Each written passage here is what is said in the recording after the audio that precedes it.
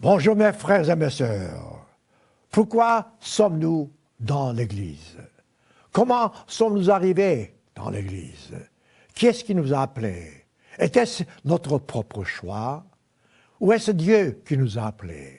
Si c'est Dieu qui nous a appelés, et c'est le cas, pourquoi Dieu nous a-t-il appelés? Qu'avons-nous plus que les autres en ce bas monde? Je dirais beaucoup moins que les autres pour la plupart du temps.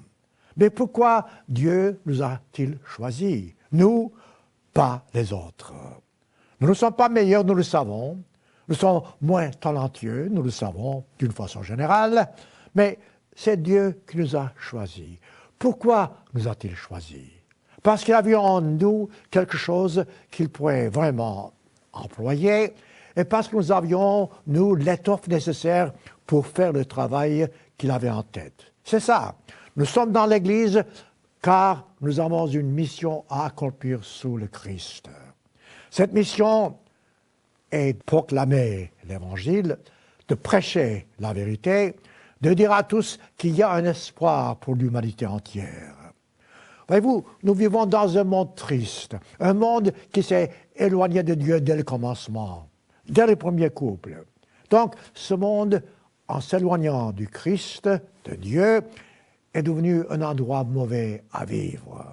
Et pourtant, on aurait pu être heureux, on aurait pu jouir de la vie, on aurait pu avoir tout ce dont nous avons besoin, et encore aujourd'hui, si nous marchons, et si les autres dans le monde marchaient, dans la voie que le Christ a tracée devant nous dans la Bible. Mais parlons de nous, de vous et de moi.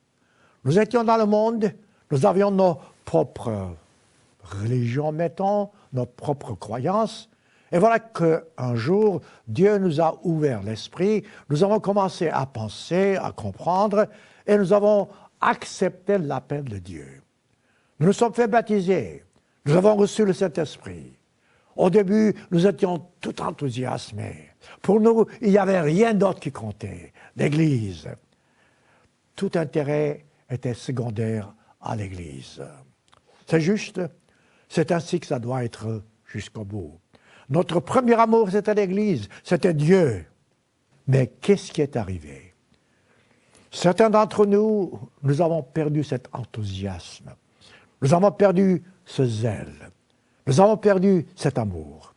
Pourquoi?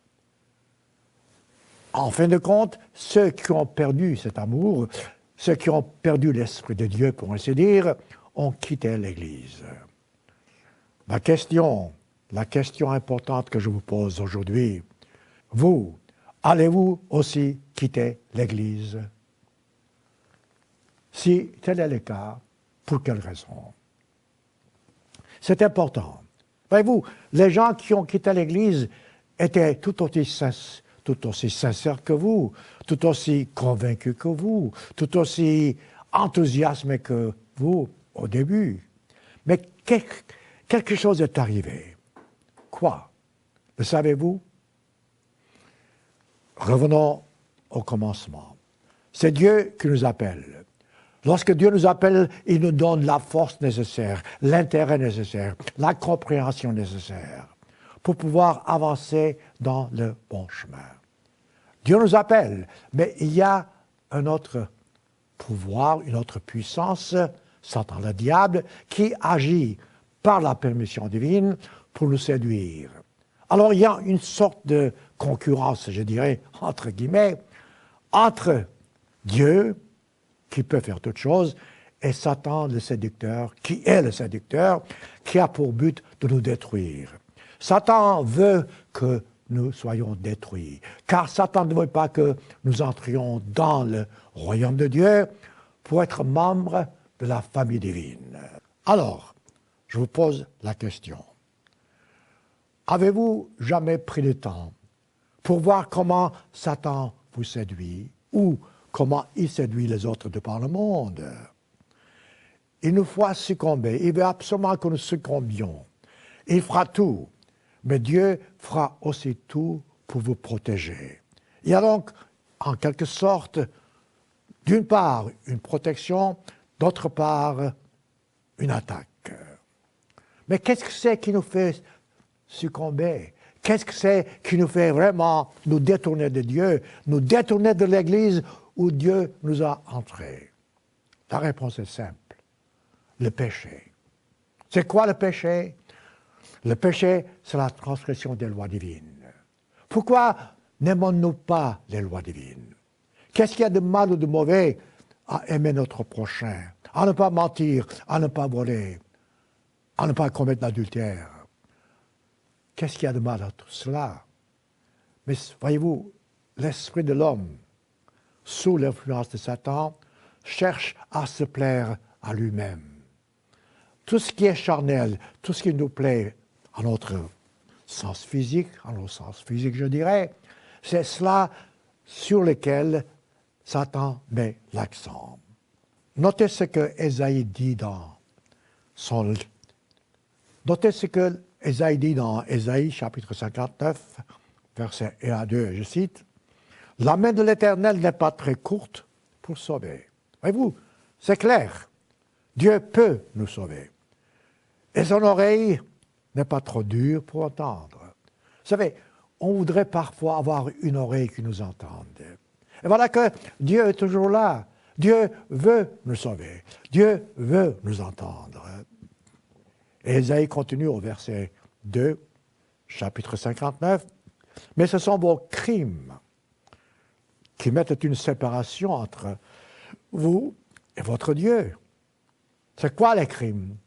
Ce sont notre façon d'agir.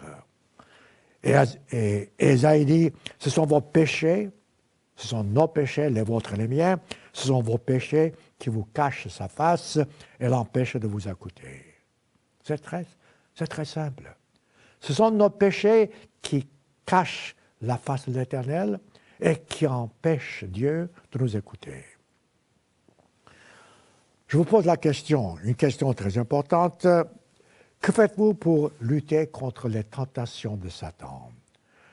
Que faites-vous pour rester attaché au cep, au Christ? Que faites-vous pour maintenir l'unité dans l'Église? Souvent, nous, à cause de nos propres, je dirais, péchés, ou bien de nos propres intentions, nous faisons des choses qui séparent les membres de l'Église les uns des autres. Et c'est vrai, lorsque vous faites des choses qui ne sont pas bonnes, lorsque vous semez la division, lorsque vous dites des choses qui ne sont pas justes, lorsque vous critiquez, lorsque vous jugez, lorsque vous répandez des rumeurs, tout ça, ça divise. Tout ça, vraiment, cause un dégât terrible au sein de l'Église. Et si vous en êtes coupable, si vous en êtes responsable, je dirais que vous avez beaucoup à vous repentir. C'est intéressant car le Christ est venu proclamer l'Évangile. Le Christ est venu nous aider à comprendre ce que c'est que la vérité. Le Christ est venu nous révéler Dieu le Père. Tout ça, nous savons. C'est dans la Bible. Mais, tâchez de voir ce qui s'est passé. Le Christ, ses apôtres, tous étaient là. Ils commençaient, les apôtres, à apprendre ce que le Christ avait en tête. Et voilà que, à peu près 20 années après la mort et la résurrection du Christ, il y avait déjà des divisions dans l'Église. 20 années après. Est-ce possible? Oui, parce que nous avons la preuve dans l'histoire. Notez-le. 1 Corinthiens, chapitre 1, verset 10 à 11, je citerai. L'apôtre Paul dit, « Je vous exhorte, utiles frères, par le nom du Seigneur, à tenir un même langage. » Autrement dit, ne pas avoir des divisions parmi vous. Il dit, à ne point avoir des divisions parmi vous, mais à être parfaitement unis. Voilà le sens, voilà le secret. Dans un même esprit, dans un même sentiment. Pourquoi est-ce que l'apôtre Paul écrit cela? Il dit, j'ai appris, dit-il au verset 11, à votre sujet, qu'il y a des divisions parmi vous. Comment division? Comment dispute? Il dit, Quelques-uns d'entre vous disent qu'ils sont de moi, d'autres disent qu'ils sont d'Apollo, d'autres disent qu'ils sont de Céphas, de Pierre, etc. Et l'apôtre Paul ajoute, le Christ, au verset 11, le Christ, au verset 13 plutôt, le Christ est-il divisé? Paul a-t-il été crucifié pour vous? Voyez-vous, ce sont des choses sur lesquelles nous devons vraiment mettre l'accent. Des choses auxquelles nous devons vraiment réfléchir. Est-ce moi qui vous fais quelque chose pour que vous arriviez au royaume de Dieu? Non. Je suis un instrument. N'importe qui, n'importe quel ministre ne peut pas vous sauver. C'est le Christ qui nous mène vers Dieu, vers le but. Donc, voilà pourquoi l'apôtre Paul dit, ce n'est pas lui, Paul. Pourtant, il était grand, l'apôtre Paul. Il ne pouvait absolument rien faire. C'était le Christ qui faisait tout, et c'est le Christ qui fait encore tout aujourd'hui. Et Paul dit, je répète, le Christ est-il divisé? Verset 13. Paul a-t-il été crucifié pour vous? Où est son nom de Paul que vous avez été baptisé? Voilà des choses, mes frères et mes sœurs, auxquelles nous devons réfléchir. Si nous avons vraiment notre esprit dans tout cela, nous ne pourrons pas quitter l'Église. Ce n'est pas possible. Mais c'est parce que nous perdons cette connaissance essentielle que certains d'entre nous préfèrent quitter l'Église. Ne soyez pas dans cette attitude-là, je vous prie. Ne jugez pas. Restez solide, attachés au tronc de l'arbre qui est le Christ. Attachés au roc. Le Christ seul, je le répète, peut nous sauver. La même chose se répète encore dans l'épître de Paul aux Galates. Lorsque Paul écrit aux Galates, ce que je viens de vous dire, qu'il a écrit dans son épître aux Colossiens, son épître aux Corinthiens, il dit, je m'étonne, Galates chapitre 1, versets 6 à 7, je m'étonne, dit-il, que vous vous détourniez si promptement, l'avez-vous, quel gardera ça, si promptement, autrement dit, ça va vite, si promptement de celui qui vous a appelé par la grâce du Christ. Nous sommes appelés par la grâce du Christ pour passer à un autre évangile. Voilà le problème. Il n'y a pas deux évangiles. Il n'y a qu'un seul évangile. Mais malheureusement, ce monde aujourd'hui est tout à fait confus. Vous entendez toutes sortes d'évangiles alors qu'il y a un seul évangile. Et cet évangile proclame le retour du Christ, l'établissement du royaume de Dieu sur cette terre. Ça, c'est l'évangile. Et pourtant, je répète, vous avez toutes sortes de bruits en ce qui concerne la religion, toutes sortes de choses qui ne sont pas bibliquement parlant dans la religion chrétienne, la vraie, et qui ne constituent pas l'évangile. Et Paul ajoute, Galates, verset 1, verset 7, Galates, chapitre 1, verset 7, non pas qu'il y ait un autre évangile, voyez-vous, il n'y a pas d'autre évangile. Mais dit-il, il y a des gens qui vous troublent et qui veulent renverser l'évangile du Christ. Mes frères et mes sœurs, si certains de ceux que Dieu avait appelés, ou que Dieu a appelés, quittent l'Église, ou ont quitté l'Église, c'est parce qu'ils se tournent vers d'autres évangiles. Alors qu'il y a un seul évangile, le vrai, l'évangile même que le Christ est venu nous annoncer, et pour lequel nous avons été appelés, pour que nous puissions aider les uns les autres à proclamer cet évangile de par le monde. Je répète, et je répéterai à travers ce sermon, Dieu ne nous a pas appelés parce que nous sommes meilleurs, pas du tout. Dieu ne nous a pas appelés parce que nous sommes plus intelligents, pas du tout.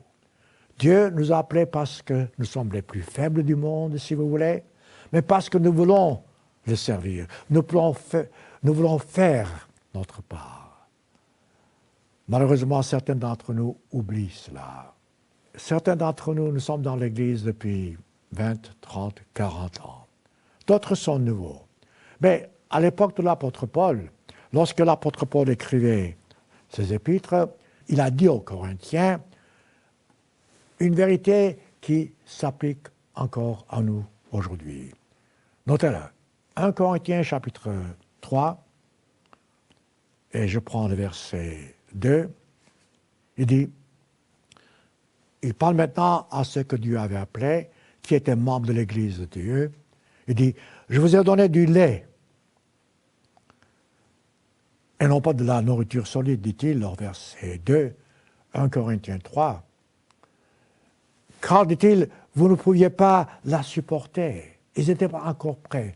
Souvent, voyez-vous, lorsque vous entendez la vérité, vous n'êtes pas tout à fait capable de l'absorber. Ça prend du temps. Voilà pourquoi lorsque quelqu'un s'intéresse à nous, nous prenons notre temps, nous voulons que la personne comprenne à quoi elle veut s'engager.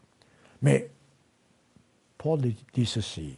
Il dit, je vous ai donné du lait car vous ne pouviez pas supporter de la nourriture solide. Il dit, même maintenant, vous ne pouvez pas supporter. Et ça, c'est mauvais. Autrement dit, après quelque temps, vous devez pouvoir supporter la nourriture solide. Je parle maintenant de nourriture spirituelle. Il dit, vous êtes encore charnel. Nous mettons l'accent sur les choses physiques. Verset 3, 1 Corinthiens 3.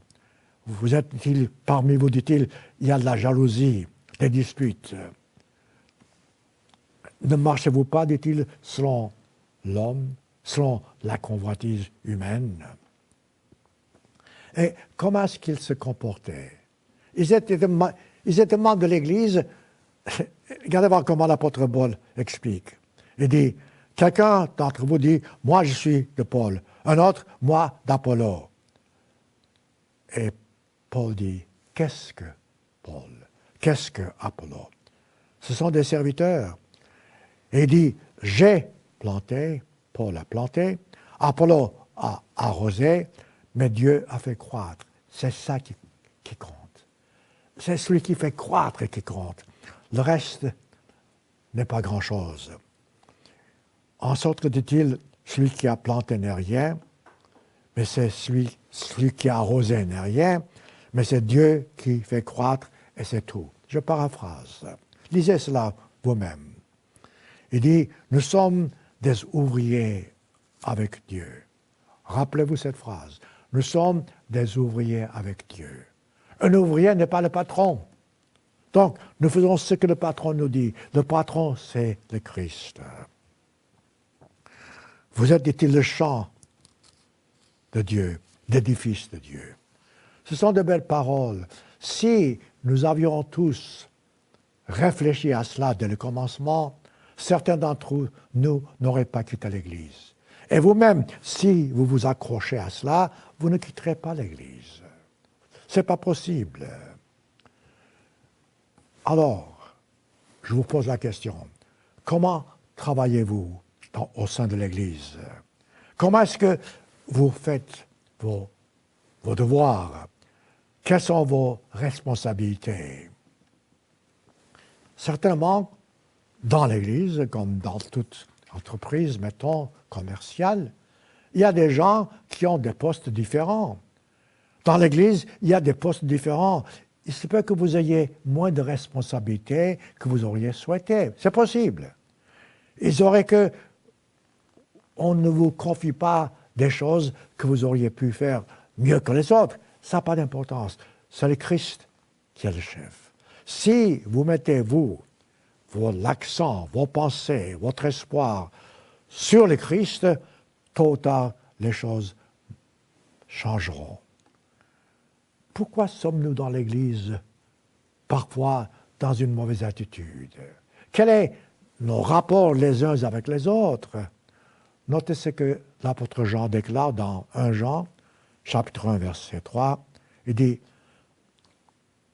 nous sommes dans l'Église, dit-il, je paraphrase, parce que le Christ nous a appelés, et je paraphrase, je dis, or, dit-il, notre communion, notre communion au sein de l'Église est avec le Père, avec son Fils Jésus-Christ. Donc, lorsque vous êtes en assemblée, sachez que la communion, la réelle, la véritable, est à cause du Christ, c'est en Christ. Voyez-vous, la plupart de nous, nous avons un métier pour gagner notre vie, mais nous sommes des ouvriers, pour ainsi dire. Mais une fois que nous sommes ouvriers, nous devons savoir que nous devons faire ce que le patron nous dit. De la même façon, au sein de l'Église, le patron, c'est le Christ.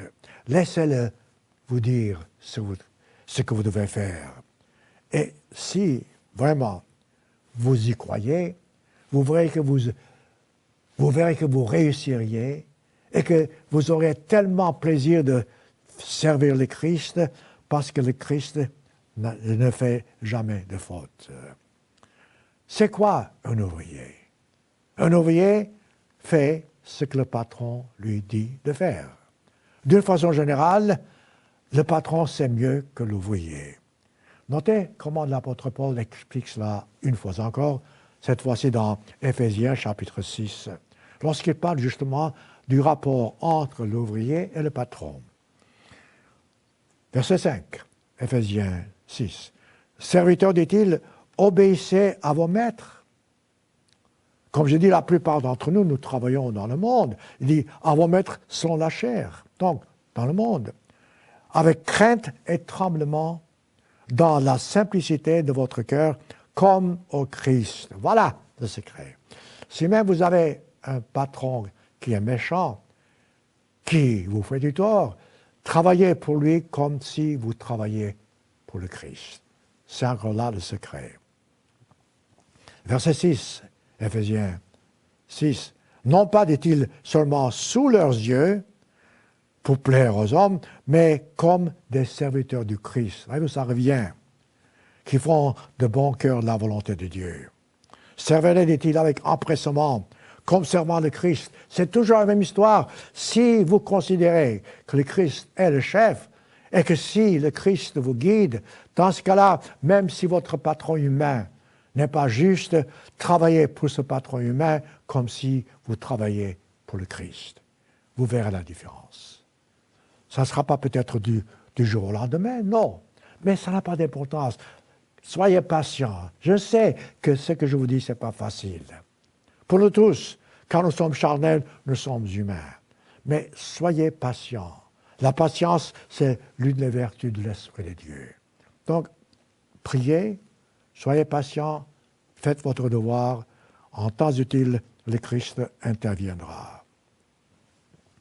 Dans Colossiens chapitre 3, Paul répète cette même recommandation et dit « Serviteurs », verset 22. « Serviteurs, dit-il, obéissez en toutes choses à vos maîtres selon la chair. Non pas, dit-il, sous leurs yeux, comme pour plaire aux hommes, mais, dit-il, avec simplicité de cœur, dans la crainte du Seigneur. » Ce sont des choses, mes frères et mes sœurs, que nous devons savoir, que nous devons apprendre. C'est cela ce qui signifie vraiment mettre notre confiance en Dieu. Je vous ai souvent dit, je pense que j'ai raconté cette histoire plusieurs fois, mais ça vaut la peine. Lorsque vous avez un patron méchant, vous vous demandez, mais pourquoi est-ce que Dieu ne fait pas quelque chose? Je répète, si vous êtes patient, si vous faites votre devoir, en temps utile, Dieu interviendra. Cette histoire que j'ai en tête, ce n'est pas une question d'injustice, mais c'était une histoire que j'avais entendue. Une infirmière, vous savez, la vie d'une infirmière, ce n'est pas facile. Elle travaille dur, ces femmes-là. Donc, une infirmière travaillait plus que les autres, nuit et jour, sans être rémunérée. Et un jour, un des médecins lui dit, « Écoutez, mademoiselle, vous travaillez beaucoup trop, beaucoup trop, et vous n'êtes pas payé, vous n'êtes pas rémunéré. Dieu sait que vous méritez davantage. » La réponse de l'infirmière était un chef-d'œuvre. Une réponse que vous devez pouvoir dire, que moi, je devrais pouvoir dire. Il dit, « Docteur, si Dieu sait que je mérite davantage, c'est tout ce qu'il faut. » Voilà l'autre attitude.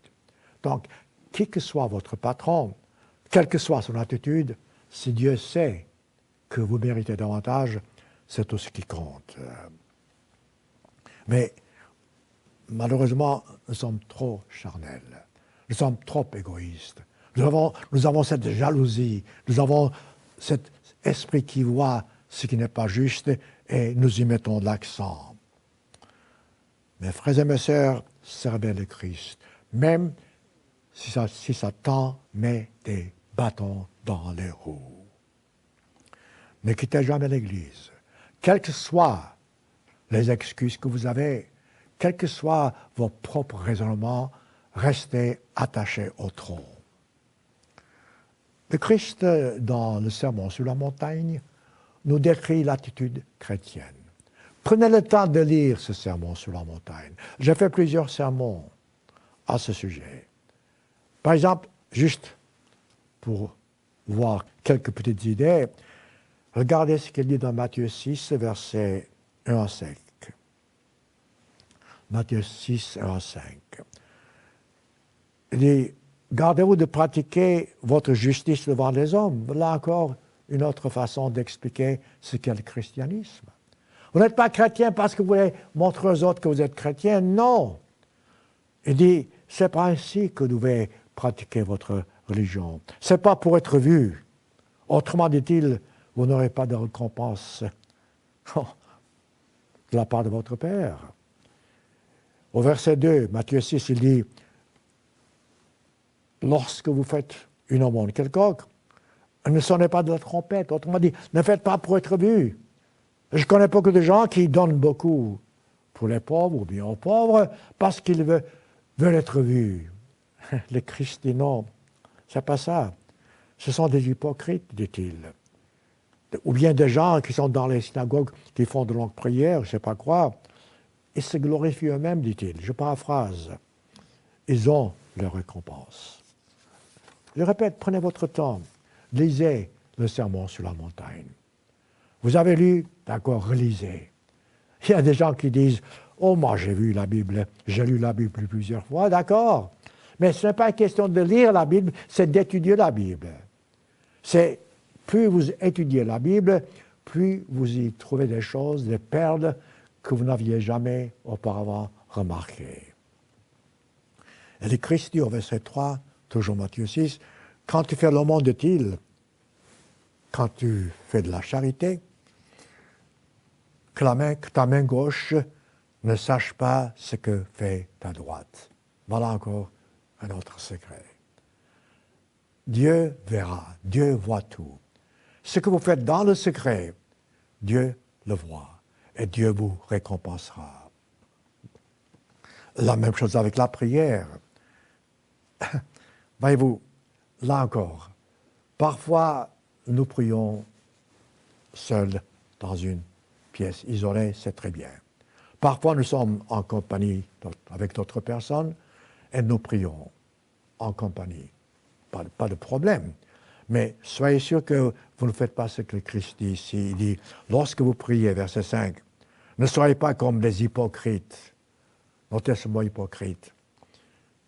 Qui aiment à prier debout dans les synagogues, au coin des rues, pour être vus des hommes. Ce n'est pas ainsi que l'on prie. On prie pour être vu de Dieu. Le Christ dit, ces gens-là reçoivent les récompenses. Vous savez, l'attitude chrétienne au sein de l'Église. Nous avons tous des responsabilités différentes. Nous avons tous des talents différents. L'une des premières choses que nous devons faire, c'est d'encourager les uns les autres. Ne jamais critiquer, ne jamais juger. Si un changement est nécessaire, laissez Dieu faire ce changement. C'est ça le secret. Voyez-vous, là, dans ce cas-là, vous ne quittez pas l'Église, vous restez dans l'Église, et le Christ, si vous avez raison, fera le changement nécessaire. Laissez Dieu agir. En quittant l'Église, où est-ce que vous allez d'abord? Ensuite, qu'est-ce que vous pouvez faire pour changer quoi que ce soit? Vous n'êtes plus là. Si vous êtes attaché au tronc de l'arbre, si vous maintenez l'unité dans l'Église, voyez-vous, si vous ne parlez pas les uns contre les autres, si vous êtes vraiment sincère et vous savez que Dieu est le chef, le Christ est là, créez l'unité par votre attitude, l'unité par la façon dont vous parlez, l'unité de la façon dont vous vous comportez. Notez dans Éphésiens chapitre 4 comment l'apôtre Paul explique cela.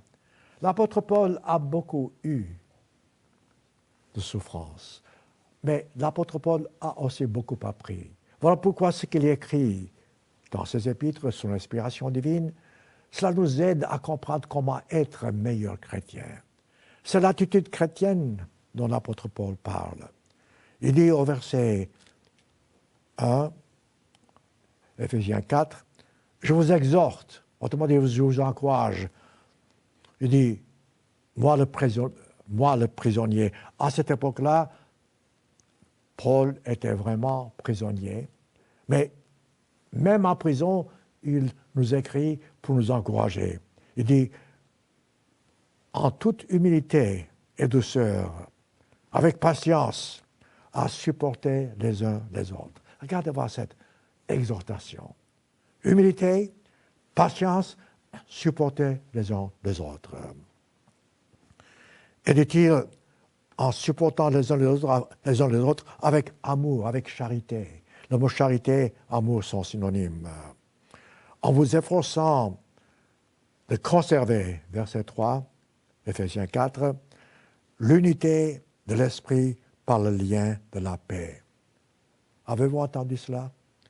L'unité de l'esprit par le lien de la paix. La paix, c'est beau. La paix, c'est ce dont nous avons besoin. La paix, c'est ce que nous devrions souhaiter chaque jour, à chaque instant dans notre vie, que nous puissions apporter la paix. Il y a toujours raison pour disputer. Ça, ce n'est pas important. Car tout le monde peut disputer, mais tout le monde ne peut pas apporter la paix. Le Christ, quand il est revenu après sa mort et sa résurrection, la première chose qu'a dit, je vous apporte la paix à ses disciples. Donc vous-même, tâchez que votre présence apporte toujours la paix, quelles que soient les circonstances. Ce n'est pas facile, je sais, mais vous verrez les récompenses que vous aurez. Et dit au verset 2, Éphésiens 4, en toute humilité, voilà cette humilité qui est la base même de la conversion, douceur, avec patience, vous supportant les uns les autres avec amour. Ce sont des mots importants, ce ne sont pas des mots vides de sens. Verset 3, vous efforçant de conserver l'unité de l'esprit par le lien de la paix. Ça recommence. Voyez-vous, lorsque vous y pensez, qu'est-ce que nous avons, nous, en tant qu'êtres humains, qui serait vraiment précieux? La réponse est simple, rien. Tout ce que nous avons nous vient de Dieu. Dieu veut que nous puissions faire quelque chose avec ce qu'il nous donne. Nous avons tous un esprit, nous avons des talents. Donc, mettons ces talents en œuvre.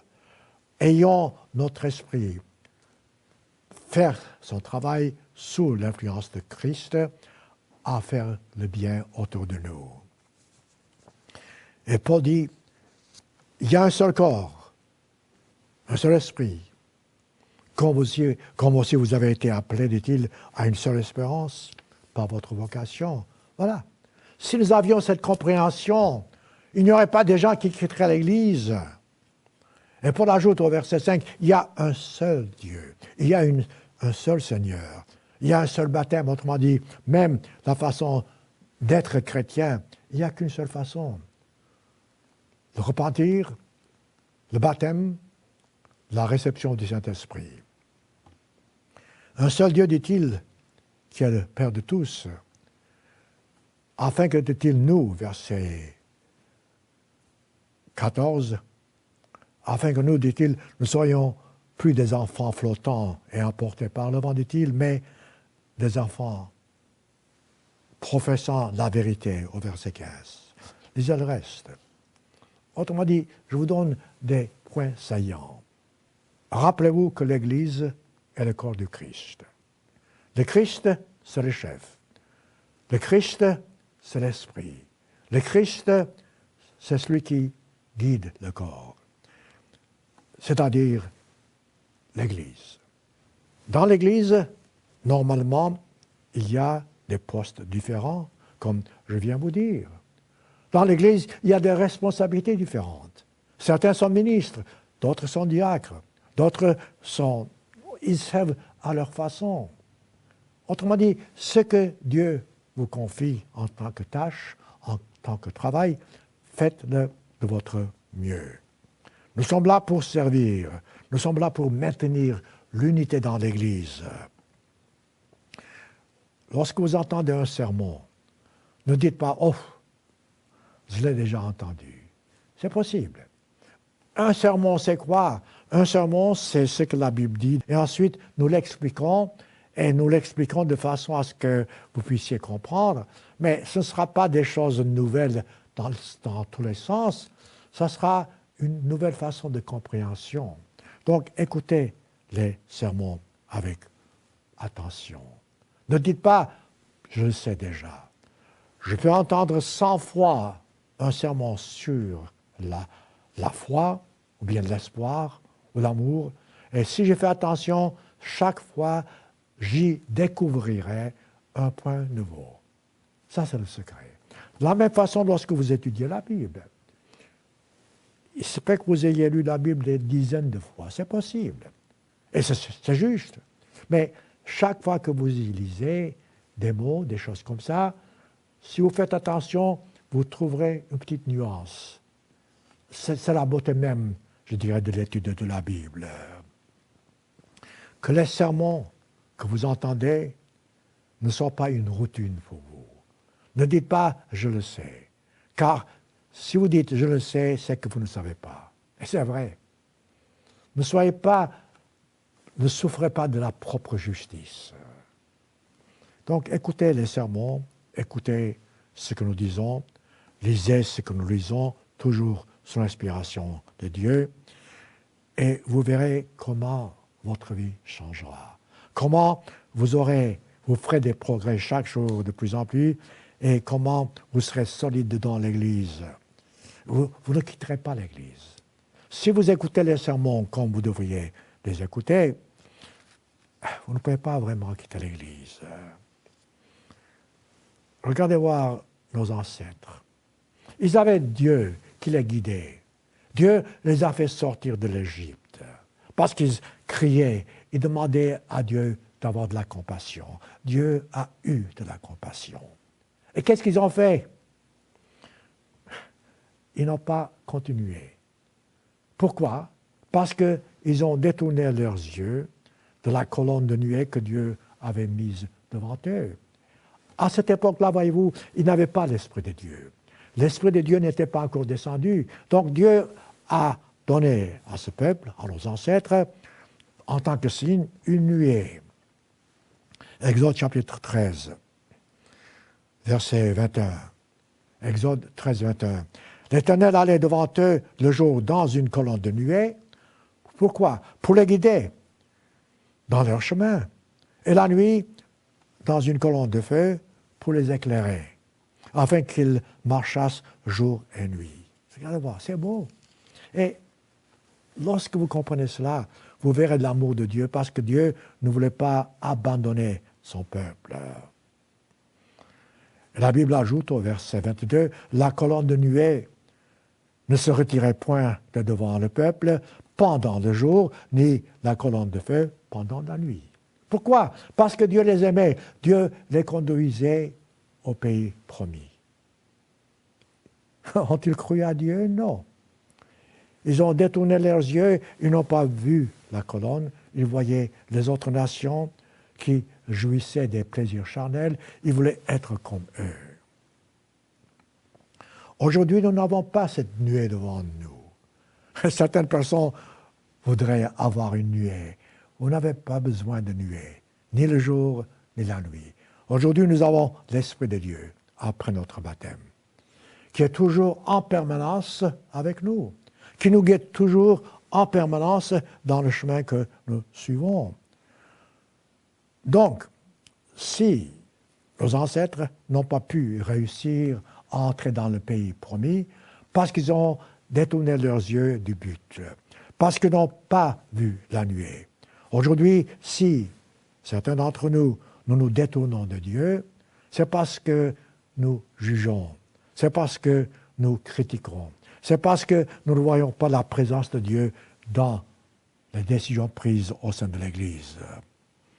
Vous vous plaignez, pourquoi? Vous critiquez, pourquoi? Vous voyez le mal, pourquoi?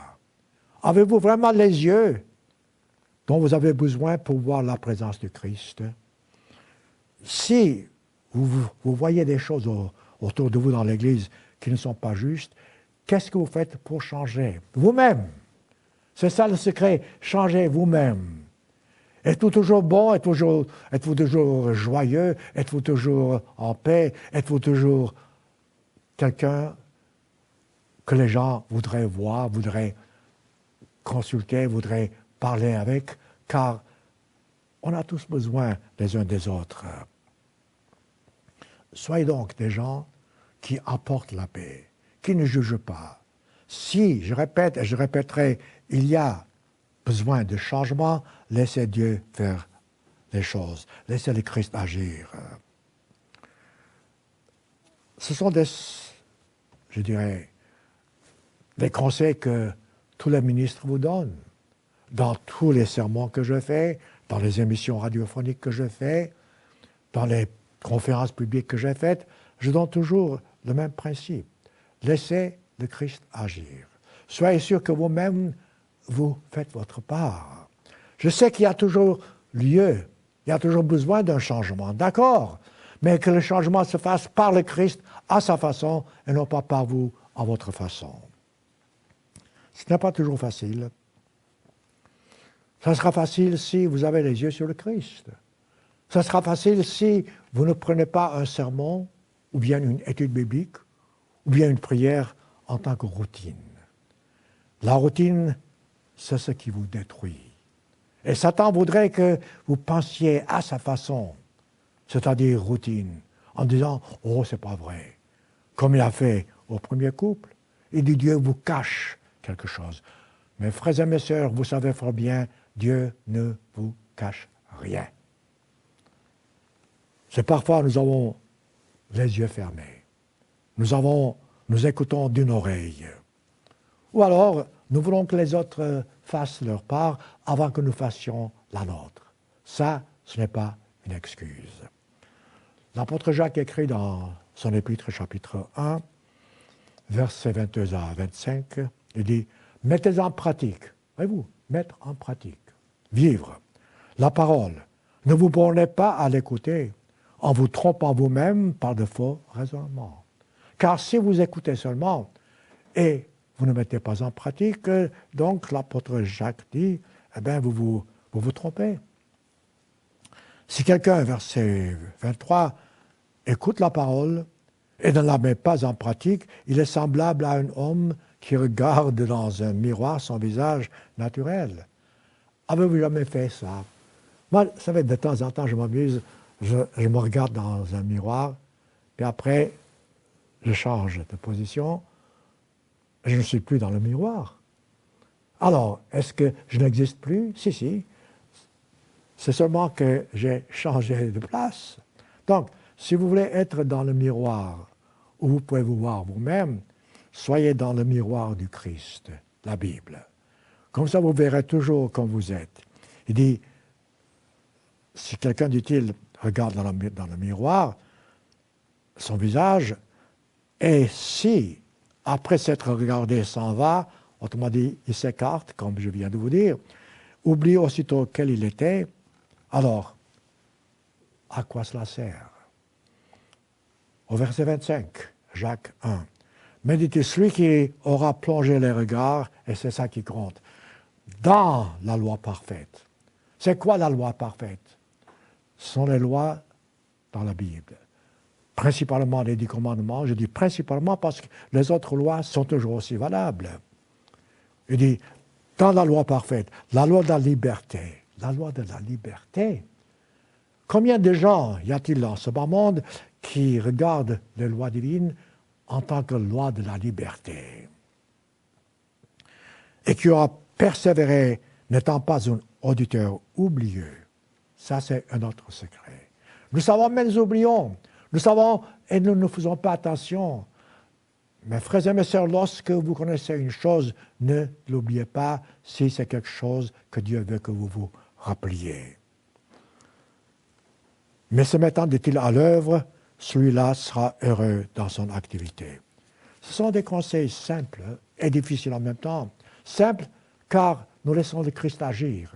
Difficiles parce qu'il y a toujours cette lutte avec notre nature charnelle.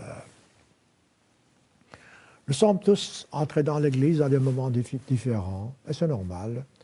Il y en a certains d'entre nous qui sont dans l'Église depuis 40 ans, même 50 ans, d'autres 1 ou 2 ans. Quelle différence cela fait-il? Eh bien, la différence peut être petite ou grande. Ce qui compte, c'est que nous devons chaque jour progresser dans ce que nous apprenons, dans ce que nous croyons et dans la voie que le Christ nous montre devant nous. Si vous êtes attaché au Christ, si vous êtes attaché au tronc de l'arbre, si vous êtes attaché au rocher de l'Ancien Testament qui est le Christ, vous ne quitterez jamais l'Église. Les apôtres du Christ, au commencement, ne comprenaient pas grand-chose. Et pourtant, ils étaient avec le Christ, ils l'écoutaient. Ils n'avaient pas encore reçu le Saint-Esprit, donc ils n'avaient pas la profonde compréhension spirituelle. Mais ils avaient une bonne attitude. Les apôtres, lorsque le Christ les a appelés, ils l'ont suivi. Les apôtres, lorsqu'ils ont entendu le Christ, ils n'ont pas toujours compris ce que le Christ disait. Ils ne savaient même pas ce que c'est que la résurrection. Ils ne comprenaient pas comment Jésus pouvait mourir. Ils se demandaient, mais qu'est-ce qu'il dit? Mais quand même, ils étaient dans la bonne attitude et ils voulaient comprendre. Regardez leur attitude. Matthieu 26, verset 33, le Christ a dit, « Je serai pour vous, dit-il, cette nuit une occasion de chute, le jour de la Pâque. » Il dit, il est écrit, « Je frapperai le berger, le Christ, les brebis du troupeau seront dispersées. » Ensuite, le Christ explique ce qui va se passer. Il dit, « Après cela, dit-il, je serai ressuscité. » Voilà la résurrection, le but de la vie. Les apôtres, à l'époque, ne comprenaient même pas ce que c'est que la résurrection. Il dit, « Et je vous précéderai en Galilée. » Alors, il révèle une vérité qu'eux, ils n'ont rien compris. Le Christ mourra, ensuite il sera ressuscité. Lorsque les apôtres ont entendu cela, voyez-vous l'attitude de l'apôtre Pierre. Pierre était toujours le premier à parler, un homme plein de courage. Pierre, prenant la parole, verset 33, dit « Quand tu serais, pour tous les autres, une occasion de chute, tu ne le seras jamais pour moi. » Quelle promesse! Voilà encore un autre danger. Nous faisons des promesses dans la Bible en hâte. Ne faites pas de promesses, de peur que vous ne puissiez les respecter. Réfléchissez profondément avant de vous engager dans quelque chose. Mais une fois la décision prise, après mûre réflexion, dans ce cas-là, ne changez pas de direction.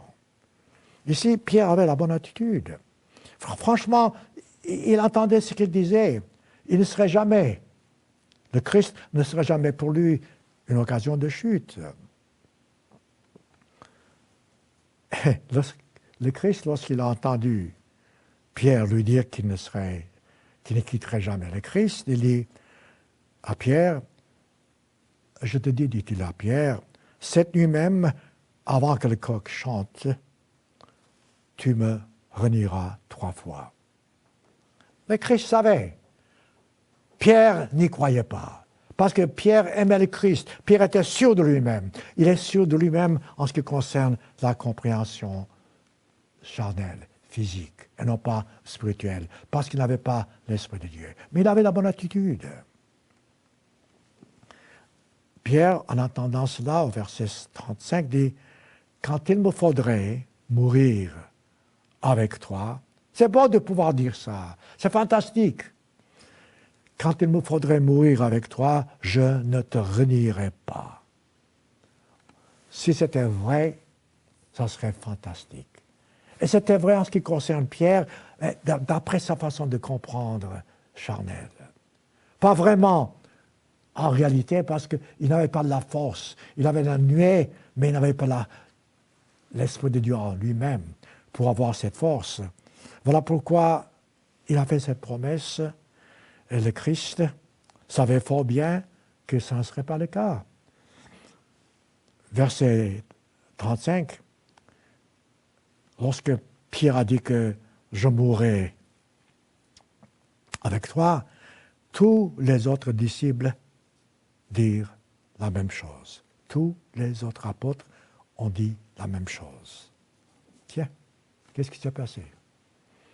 Vous savez fort bien, lorsque les soldats sont venus pour arrêter le Christ, la Bible dit que tous ont pris la fuite. Étrange. Ils ont fait une promesse, mais lorsque le danger vient, dans ce cas, tous prennent la fuite. Est-ce le cas en ce qui vous concerne? Est-ce le cas pour ceux qui ont quitté l'Église? Nous avons eu ces derniers temps certains qui sont partis, qui ont quitté l'Église à cause de certaines choses. Ce n'est pas la peine d'entrer dans les détails ici. Mais le fait est qu'ils n'avaient pas les yeux fixés sur le tronc de l'arbre, sur le rocher, sur le Christ. Ils ont laissé Satan les séduire. Ils ont laissé Satan leur dire que, écoutez, vous êtes sur le mauvais chemin. Car si le Christ était en charge, quelque chose n'arriverait pas. Autrement dit, Satan vous poussera à être jaloux. Satan vous poussera à succomber à vos sentiments charnels. Satan vous fera voir les choses à sa façon, qui est injustice, alors que Dieu lui-même est plein de justice. Laissez-moi vous poser une question, mes frères et mes sœurs. Une simple question. Et je voudrais que ceux qui ont quitté l'Église, si jamais ils m'entendent, puissent répondre à cette question. Si vous décidiez de quitter l'Église de Dieu, où iriez-vous? Qu'est-ce que vous avez appris en entrant dans l'Église? Lorsque le Christ vous a mis dans l'Église, vous avez appris l'obéissance. Vous avez appris la volonté de Dieu. Vous avez appris ce qu'est l'Évangile. Vous avez appris ce que se passera après la mort et la résurrection. Autrement dit, vous avez appris le but de la vie et la façon d'y atteindre. Où est-ce que vous trouvez cette vérité ailleurs? Nous avons cette certitude parce que nous avons de la Bible en tant que manuel de vie. Donc, je répète la question, si vous quittez l'Église, où iriez-vous? Qu'est-ce que vous enseignerez cette même vérité avec cette même force? Dans l'Évangile selon Jean, c'est exactement ce qui s'est passé en ce qui concerne cette question que je vous pose et la réponse que certains ont donnée. Voyez-vous, dès le commencement, à l'époque du Christ aussi, les apôtres avaient devant eux ce même défi. Ils avaient des choses, ils entendaient des choses qu'ils ne comprenaient pas. Et c'est normal, il y a beaucoup de choses que certains d'entre nous ne comprennent pas. Avec le temps, ils comprendront mieux, mais il y a toujours des choses dans la Bible que nous ne comprendrons pas. Je vous dis franchement, il y a des choses dans la Bible que je ne comprends pas profondément, mais je sais que si j'attends le moment propice, en temps utile, le Christ nous révélera la réponse. C'est tout ce qui compte. Ce qui est nécessaire, ce qui est de base, le Christ nous révélera toujours. Autrement dit, ce dont j'ai besoin pour être sauvé, j'ai cette compréhension, j'ai cette connaissance. Les détails, laissez le Christ vous répondre en son temps. Mais revenons aux apôtres, qui n'avaient pas encore l'Esprit de Dieu. Le Christ leur a dit plusieurs choses. Ils ne comprenaient pas toujours tout, mais ils étaient, comme je viens de vous dire, dans une bonne attitude. À un certain moment, à l'approche de la Pâque, il a dit une vérité qui les a secoués profondément. Jean chapitre 6. Le Christ a dit, « Je suis le pain de vie ». Jean 6, verset 35. Ça veut dire quoi? Le Christ, à l'époque, était avec eux. Il dit, « Je suis le pain de vie ». Nous savons tous ce que c'est que le pain. Nous en mangeons. Alors, pourquoi est-ce que le Christ a dit cela? Ensuite, il ajoute, « Celui qui vient à moi, dit-il, n'aura pas faim. Celui qui boit, dit-il, mon sang, n'aura pas soif. » Mais ça n'a pas de sens, ça n'a rien. Ça veut dire quoi? Tous ceux qui l'entendaient ne comprenaient pas. Et il répète au verset 38, Jean 6, « Je suis descendu du ciel pour faire, dit-il, non pas ma volonté, par le secret, mais la volonté de celui qui m'a envoyé, c'est-à-dire le Père. Or, dit-il, verset 39, « La volonté de celui qui m'a envoyé, c'est que je ne perde rien de tout ce qu'il m'a donné. » Absolument rien. Mais, dit-il, que je les ressuscite au dernier jour. Voyez-vous, même ici, le Christ révèle aux disciples, aux apôtres, le but de la vie. Aujourd'hui, la plupart des chrétiens ne comprennent pas cela. Lorsque nous mourrons, nous n'allons pas au ciel tout de suite. Nous n'allons pas à l'enfer non plus. Lorsque nous mourrons jusqu'au moment de la résurrection des morts, et c'est le Christ qui nous fait ressusciter pour arriver à notre but. Ça, c'est, autrement dit, le but de la vie se révèle déjà dans ce verset 39, Jean 6. Et le Christ ajoute, il explique, la volonté de mon Père, dit-il au verset 4, car au verset 40, la volonté de mon Père, dit-il, c'est que quiconque voit le Fils croit en lui et la vie éternelle. C'est beau. Ensuite, il ajoute encore, et dit-il, je le ressusciterai au dernier jour. Dans ces deux versets-là, vous voyez déjà le but de la vie. Pourquoi nous sommes nés? Qu'est-ce qui va se passer? C'est dommage que beaucoup de gens ferment les yeux lorsqu'ils lisent la Bible. Mais cette phrase-là, lorsque le Christ a dit qu'il est le pain dont ils devaient manger, était toujours un mystère. Les gens ne le comprenaient pas. Versets 51 à 66, toujours Jean 6, là-dessus, les Juifs disputaient entre eux. Ils disaient, comment est-ce qu'il peut nous donner sa chair à manger? Donc il y avait dispute entre eux. Vous lisez le reste des versets, mais je vais prendre un verset qui est essentiel ici. Le Christ a dit au verset 54, toujours Jean 6, « Celui qui mange ma chair, qui boit mon sang, a la vie éternelle. » Ceci se réalise lorsque vous recevez le Saint-Esprit. Le Christ entre en vous, comme c'est marqué dans Galates, chapitre 2, verset 20. Et ceci entre en vous, et vous commencez donc à agir comme le Christ agit, à penser comme le Christ pense, et vous serez une partie de ce royaume de Dieu, pour ainsi dire, tant que vous êtes encore chair et sang, mais vous aurez la partie du royaume de Dieu par l'Esprit du Christ qui sera en vous. Et le Christ a dit, il dit, ma chair est une nourriture spirituelle, verset 55. Il dit, comme le Père, verset 57, est vivant, dit-il, vous aussi, vous le serez si vous mangez ma chair. Je paraphrase, mais lisez-le tout attentivement, ça vaut la peine. Et répète, verset 58, c'est ici le pain qui est descendu du ciel. C'est le Christ, descendu du ciel. Il est devenu le pain parce que nous mangeons ce pain en ce qui concerne l'Esprit de Dieu qui entre en nous lorsque nous nous faisons baptiser. Ce n'était pas comme ça, dit-il au verset 58, avec nos ancêtres qui ont mangé la manne. Eux, ils mangeaient la manne. C'était aussi une nourriture essentielle pour qu'ils vivent. Mais c'était une nourriture essentielle pour qu'ils puissent vivre physiquement parlant. Pour nous, l'Esprit de Dieu est une nourriture spirituelle pour que nous puissions vivre éternellement. Qu'est-ce qui se passe? Lorsque le Christ a parlé de ce pain qu'il devait manger, de son sang qu'il devait boire, verset 66, Jean 6, un verset assez profond. Plusieurs de ses disciples, après avoir entendu cela, ont dit, c'est dur, qui est-ce qui peut comprendre? Et, verset 66, plusieurs d'entre eux ont quitté le Christ.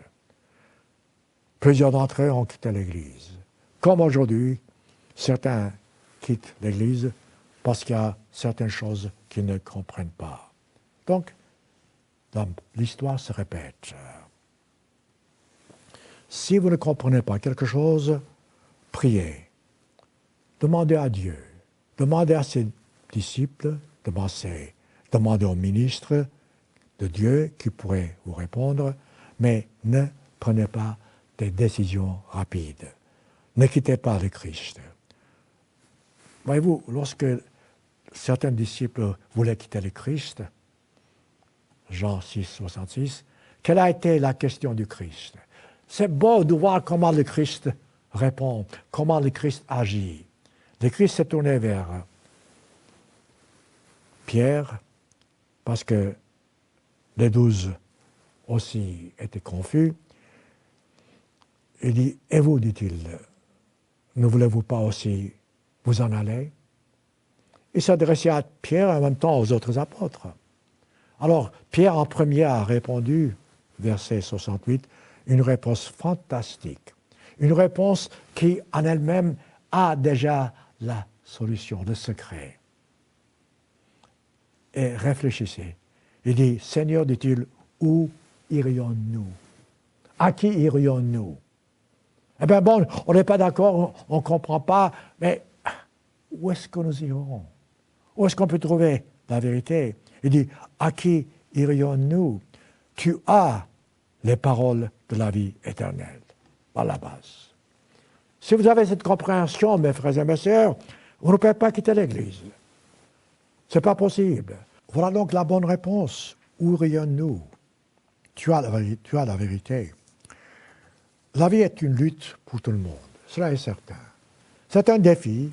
Nous avons tous des hauts et des bas. Nous avons des jours merveilleux, d'autres jours assez tristes. Mettons, quoi qu'il en soit, nous devons toujours avoir ceci en tête. Ne jamais permettre à qui que ce soit, à quoi que ce soit, nous éloigner du Christ. Car lui a la vérité. Vous ne la trouvez pas ailleurs. Donc vous restez attaché au tronc de l'arbre. Le doute vient de Satan. Satan voudrait vous faire douter. Le doute vous amène vers la catastrophe. Vous vous rappelez l'apôtre Thomas, lorsque le Christ est revenu après sa résurrection, Thomas ne croyait pas. Il voulait absolument voir, toucher de ses propres mains que c'est vraiment le Christ. Dans Jean chapitre 21, verset 3, le Christ a appelé l'apôtre Pierre.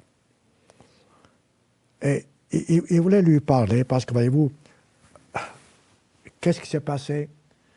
Après la mort du Christ, les apôtres se sentaient abandonnés. Là encore, une autre importante décision. Le Christ ne nous abandonne jamais. Non, jamais. Donc, Pierre se voyait tout à fait perdu. Le Christ est mort et il ne comprenait pas pourquoi et comment le Christ pouvait mourir. Jean 21, verset 3, Pierre dit, « Je vais pécher. » Il retourne à sa profession physique. alors que le Christ l'avait appelé pour qu'il soit pêcheur d'hommes. Il avait oublié, ou bien il avait perdu le courage. Il dit, je vais pêcher. Qu'est-ce qui se passe? Les autres le suivent. Tous ont dit la même chose. Donc, ils sont retournés à leur métier. Là encore, à cause du temps, je vais sauter un petit peu. Je vais vous montrer comment le Christ a répondu, comment il a agi. Parce que, voyez-vous, ce n'est pas la nourriture physique qui compte. Ce dont nous avons besoin, c'est la nourriture spirituelle. Lorsque le Christ a vu le doute des apôtres et il leur a parlé, voyez-vous comment il a réagi à l'égard de tous, surtout à l'égard de Pierre. D'abord, laissez-moi vous dire en passant que l'apôtre Paul lui-même, qui a passé par des souffrances terribles, lui aussi a eu cette même lutte en lui-même lorsqu'il a été persécuté par les autres. Et laissez-moi citer Philippiens chapitre 3, parce que ça c'est important. L'apôtre Paul montrait aux gens que lui, au moins, il avait sacrifié quelque chose. Il a dit aux gens, Philippiens chapitre 3, qui il était, comment Dieu l'a appelé, qu'il était vraiment irréprochable à l'égard de la loi. Mais il dit au verset 7, ça c'est le secret, Philippiens chapitre 3, verset 7, il dit, toutes ces choses qui étaient pour moi des gains, je les ai regardées comme une perte à cause de Christ. Donc, tout ce que vous avez, tout votre talent, tout ce qui est formidable en vous, entre guillemets formidable, tout ça, ce n'est rien à cause de l'excellence du Christ. Je regarde, dit-il, toutes choses comme une perte à cause de l'excellence du Christ. Et dit-il, je ne garde pas en arrière. Verset 13. Je ne pense pas l'avoir, dit-il, saisi ce but, mais je fais une chose, ou bien ce qui est en arrière, me portant ce qui est en avant. C'est ainsi que vous pouvez être sûr de ne jamais quitter l'Église. Donc, j'espère que je peux encore citer un autre passage de la Bible, car c'est très important. Lorsque les apôtres sont retournés à leur métier de pêcheurs, le Christ a appelé l'apôtre Pierre. Regardez la conversation qu'il y a eu entre lui et le Christ. Pierre avait une bonne attitude. Pierre voulait savoir toujours qu'il resterait fidèle au Christ. Alors le Christ lui a posé une question, une simple question. Laissez-moi terminer avec ça. Jean, chapitre 21, versets 15 à 19. Alors que les disciples mangeaient du poisson, le Christ se montre à Pierre. Au verset 15, il dit, « Pierre, dit-il, est-ce que tu m'aimes » Une drôle de question. Pierre a été avec lui, Pierre a fait beaucoup de choses, s'est sacrifié. Voilà que le maître lui dit, « Est-ce que tu m'aimes » Le mot « aime » ici, c'est « agapé » en grec, c'est-à-dire l'amour suprême. Pierre n'a pas compris parce qu'il n'avait pas l'Esprit de Dieu. Il dit, mais tu sais bien que je t'aime. Le Christ lui a dit, si tu m'aimes, paie mes agneaux. Autrement dit, prends soin du troupeau. Parce que le troupeau a besoin d'un berger, physiquement parlant aussi, sur place. Ensuite, pour une seconde fois, le Christ dit à Pierre, « Pierre, est-ce que tu m'aimes » Agapé toujours, l'amour suprême. Au verset 16, Jean 21. Pierre dit, mais tu sais bien que je t'aime. Mais chaque fois que Pierre répond, je t'aime, il ne parle pas d'agapé, il parle de philos, qui est l'amour au point de vue physique. Et le Christ lui dit, paie mes brebis. En fin de compte, pour une troisième fois, le Christ lui pose cette question. Et ça énerve en quelque sorte l'apôtre Pierre. Verset 17, il dit, fils de Jonas, m'aimes-tu? Mais cette fois-ci, le Christ a changé de ton. Il n'a plus dit agapé, il a dit philos. Il s'est mis au niveau de la compréhension de l'apôtre Pierre. Et Pierre a compris, était attristé parce que le Christ lui a posé cette question 3 fois. Il dit, tu sais que je t'aime. Et le Christ répète, paie mes brebis. Cette même instruction se rapporte à nous en quelque sorte. Nous qui sommes dans l'Église. Si vous avez le Christ, tâchez de répandre de la paix autour de vous. Tâchez de répandre la bonté, de l'amour. Tâchez d'aider les uns les autres. Quittez ces sentiments charnels de critique, de jugement, de se plaindre, d'ingratitude.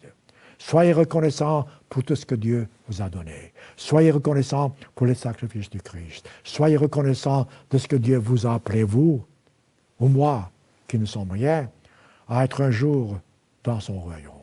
La seule façon d'entrer vraiment dans son royaume, c'est de nous soumettre à Dieu, de paître le troupeau dans ce sens que, quelles que soient nos responsabilités, et de rester toujours proche de Dieu en l'aimant, lui, de façon agapée en grec, autrement dit, d'un amour supérieur, et cet amour nous permettra un jour d'être nés dans le royaume de Dieu. J'avais encore beaucoup de choses à vous dire à ce sujet, mais prenez le temps de lire Jean chapitre 15, mettons. Parce que là, vous verrez ce que c'est qu'être attaché au Christ. Le Christ a dit, je suis le vrai cep. Jean 15, 1. Donc, pour autant que vous restiez attaché au vrai cep, vous ne pouvez pas quitter l'Église.